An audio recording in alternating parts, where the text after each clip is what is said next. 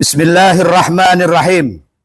Pernyataan sikap Himpunan Alumni dan Santri Lirboyo se-Jabotabek atas tayangan Trans 7 yang merendahkan pesantren, khususnya pesantren Lirboyo.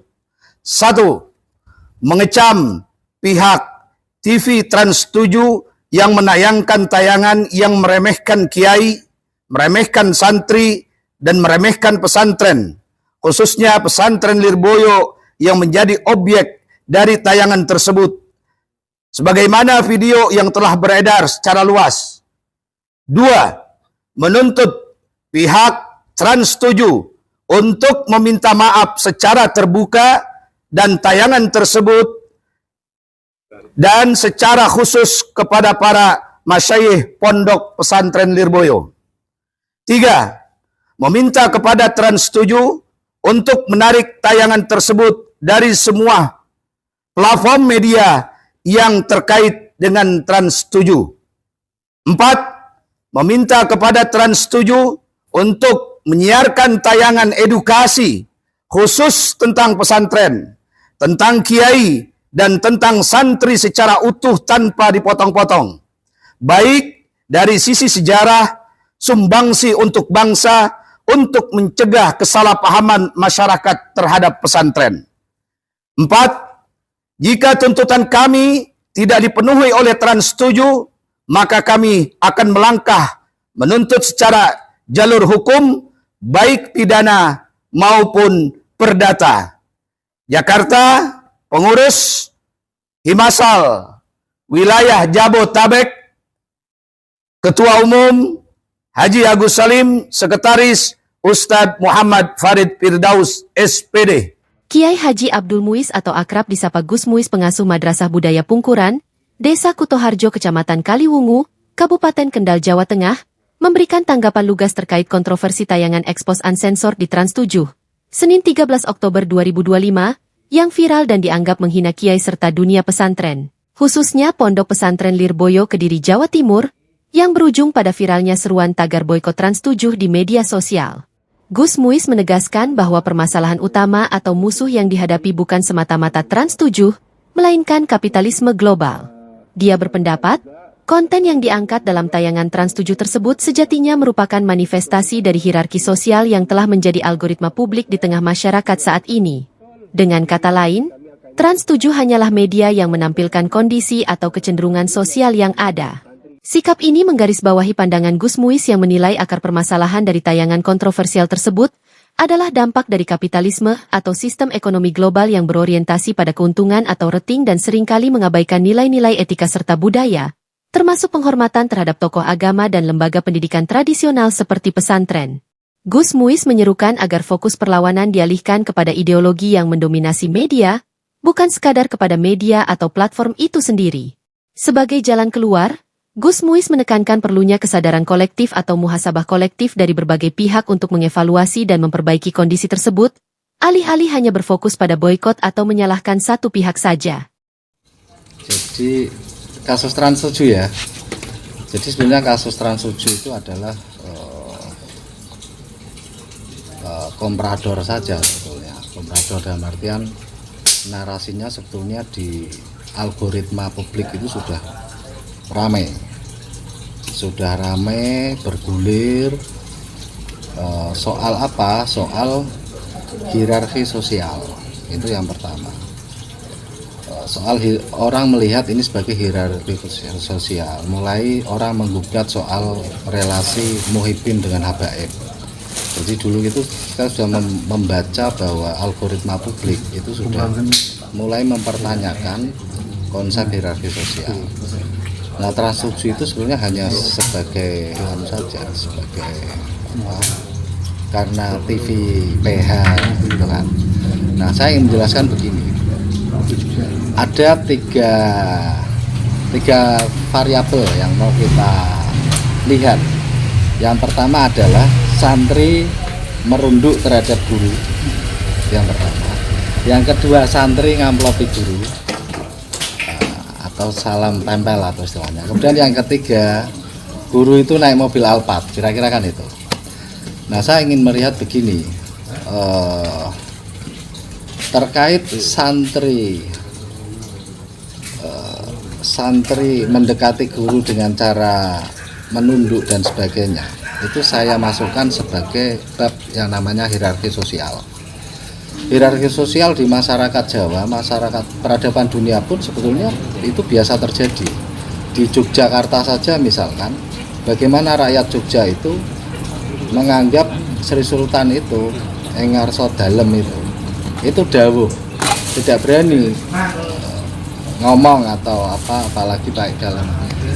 Itu menunjukkan ada hierarki sosial yang kalau dalam istilah sosiologi kita sebut sosiologi Jawa sebagai patembayan.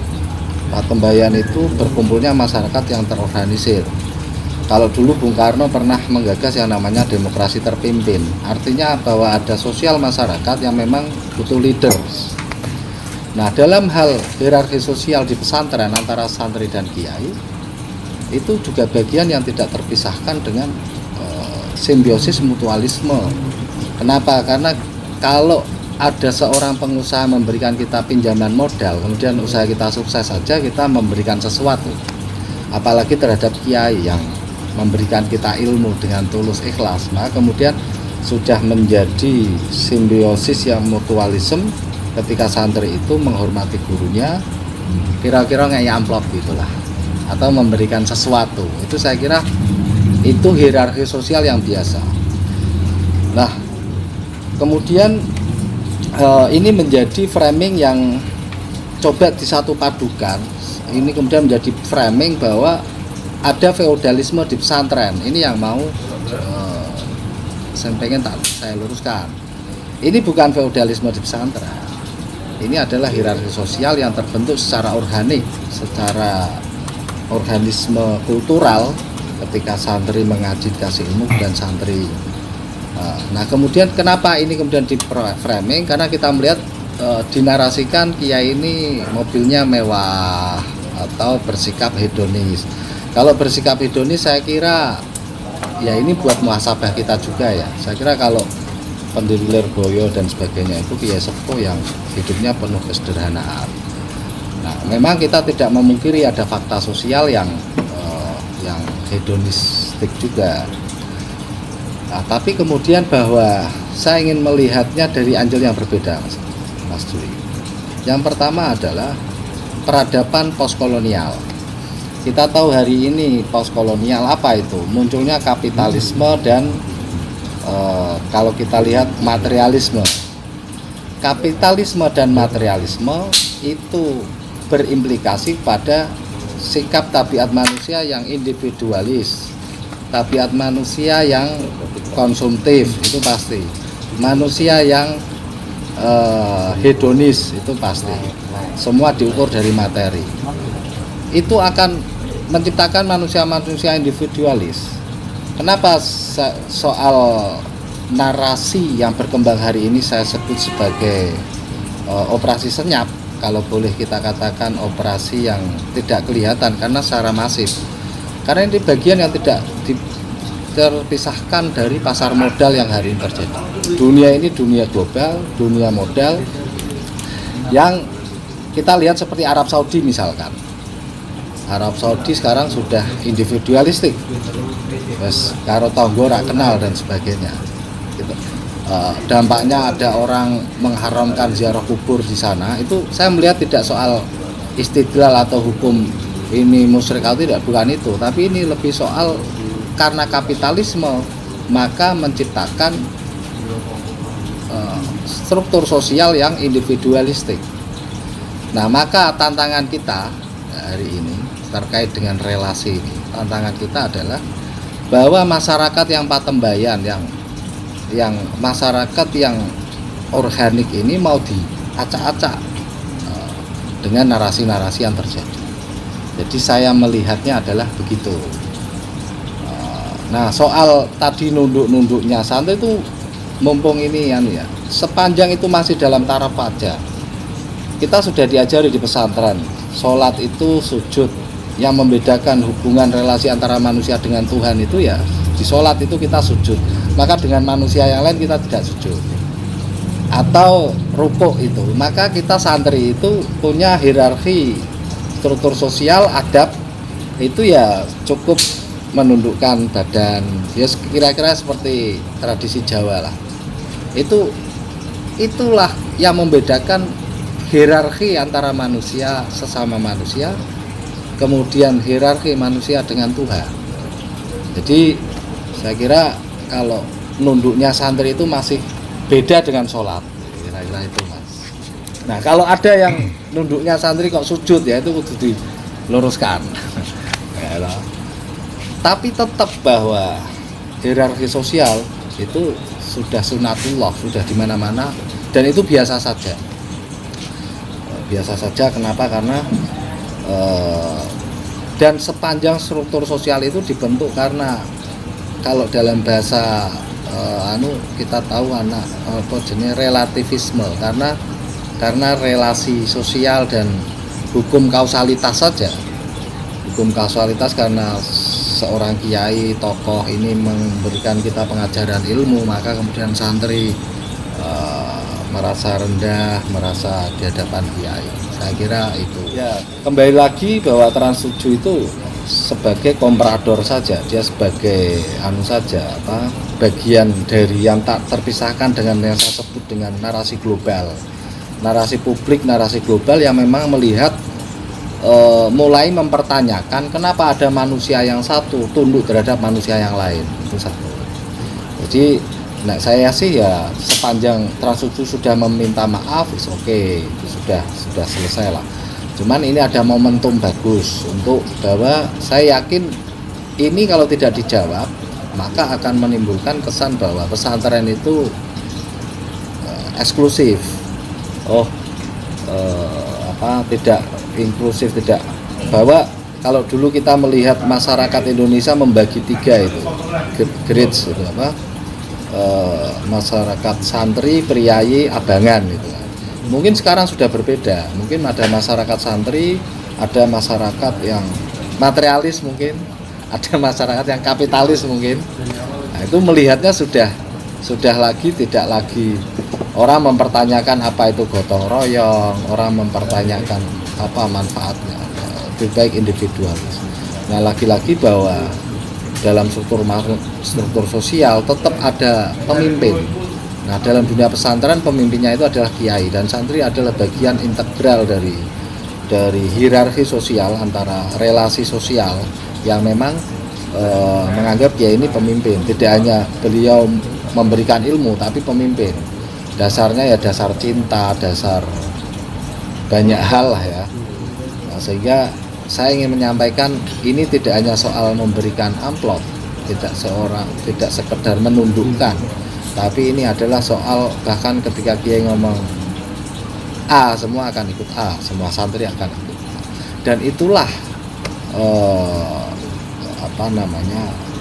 struktur sosial atau hierarki sosial yang ya, dan itu biasa saja, nggak perlu dipertanyakan sepanjang itu sepanjang tidak melakukan tindakan-tindakan kolonialisasi. Maksudnya kolonialisasi adalah perbudakan dan sebagainya, atau memanfaatkan situasi ini dumehana santri terus dipaksa sak penake udele dikerja tanpa apa. Nah, itu gambaran saya gitu. Bahkan roan itu ya, roan pondok pesantren itu benar-benar wujud dari kesadaran kolektif santri. Bagaimana ikut bersumbangsih terhadap alma maternya, pondok pesantrennya. Itu bukan perbudakan. Perbudakan itu kita diperintah untuk melakukan sesuatu tanpa mendapatkan feedback kecuali makan. Tolong dicatat ya, digambar. Kita diperintahkan sesuatu, bekerja tanpa dibayar kecuali makan. Nah, santri ini dia diberikan ilmu, dia diberikan banyak hal, dia diberikan pengetahuan, sehingga besarnya kemudian menjadi manfaat.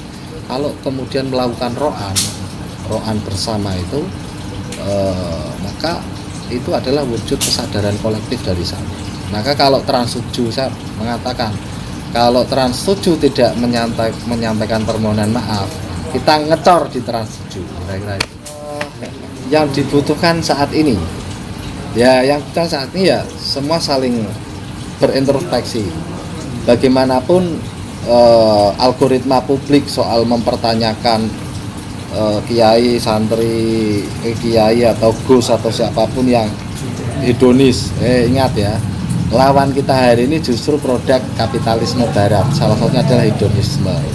Jadi tolong semua gus-gus semua, ya toh, mulailah bahwa kembali lagi dulu ayah kita, kakek kita, leluhur kita, beliau disebut kiai itu karena membumi membaur dengan masyarakat. Saatnya gus-gus sekarang itu juga membumi dan membaur terhadap masyarakat. Nah, itu pesan moral bahwa musuh kita ya materialisme, kolonialisme, kapitalisme itu yang salah satunya adalah hedonistik atau hedonisme. Apa itu? Mengukur semua dari materi, keberhasilan semua diukur dari materi. Mulailah itu ditanggalkan pelan-pelan. Mumpung ini ada momentum ini, saya ingin menyampaikan ini untuk muhasabah kita semua. Jangan lagi ada komersialisasi pendidikan agama. Itu kan kita mau introspeksi juga. Pendidikan agama itu dulu zaman Rasulullah itu orang hijrah itu ngetoknya duit, mengeluarkan harta benda untuk ben wong mengenal agama ini.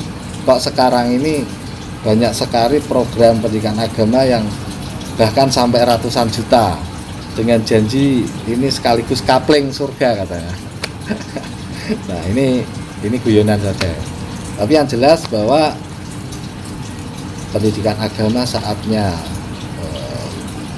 kembalikan ke ruhnya, marwahnya. Apa itu? Bebaskan dari visi-visi yang saya sebut tadi. Kapitalisme, materialisme itu kan semua komersil, semua diukur dari uang. Ayo ini cepat ngajinya kalau uangnya besar, itu kan masalah itu. Itu padahal musuh kita hari ini yang mencoba meluluh lantahkan, yang mencoba menggugat hierarki santri dan kiai adalah kalangan-kalangan dari paham liberalisme, paham kapitalisme global hari ini. Kapitalisme, materialisme global yang ora pantes lah, mosok menungso karo menungso kok nunduk. Manusia harus cari menguntungkan, ukurannya adalah ukuran materialis. Nah itu feedback untuk muhasabah kita semua.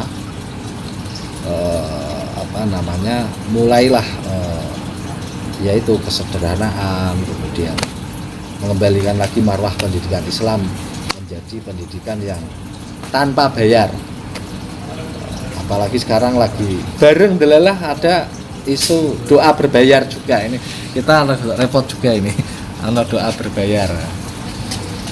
Semua produk ilmu agama harus. Jadi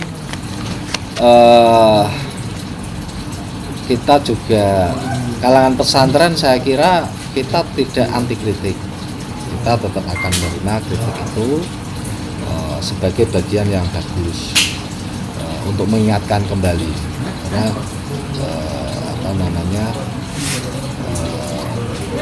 mengingat kembali bahwa kita ini manusia yang butuh masukan dan sebagainya untuk berbenah dan berubah.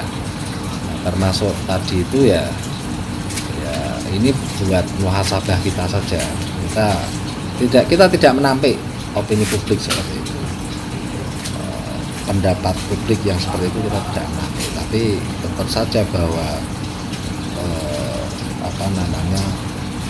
relasi santri dan kiai yang seperti itu saya kira tidak perlu digugat atau dipermasalahkan. Assalamualaikum warahmatullahi wabarakatuh. Puji syukur kita panjatkan kepada Allah Subhanahu wa taala. Salawat dan salam kita sampaikan kepada junjungan kita Nabi Muhammad sallallahu alaihi wasallam. Berkaitan dengan isi berita salah satu program di Trans 7 yang menyangkut Pondok Pesantren Lirboyo.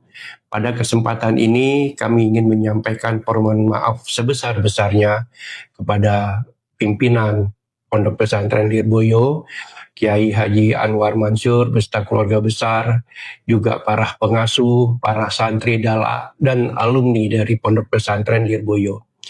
Kami mengakui kelalaian dalam isi pemberitaan itu, di mana kami tidak melakukan sensor yang mendalam secara teliti materi dari pihak luar, namun kami tidak berlepas tanggung jawab atas kesalahan tersebut. Kami telah menyampaikan permohonan maaf secara langsung kepada salah satu putra Kiai Haji Anwar Mansur pada Senin malam dengan Gus Adib, dan pada pagi ini kami pun telah menyampaikan surat permohonan maaf secara resmi melalui WA kepada Gus Adib untuk disampaikan kepada pimpinan Pondok Pesantren Lirboyo, dan hard copy akan segera kami kirimkan. Jadi sekali lagi kami mengakui kelalaian kami dan kami mohon maaf atas hal tersebut. Untuk kedepannya ini akan menjadi pelajaran bagi kami untuk lebih teliti dan untuk bisa memahami rasa hubungan antara santri dengan para kiainya, dengan pengasuh, dan dengan alumni. Sekali lagi kami mohon dibukakan pintu maaf sebesar-besarnya atas kelalaian kami ini. Terima kasih. Assalamualaikum warahmatullahi wabarakatuh.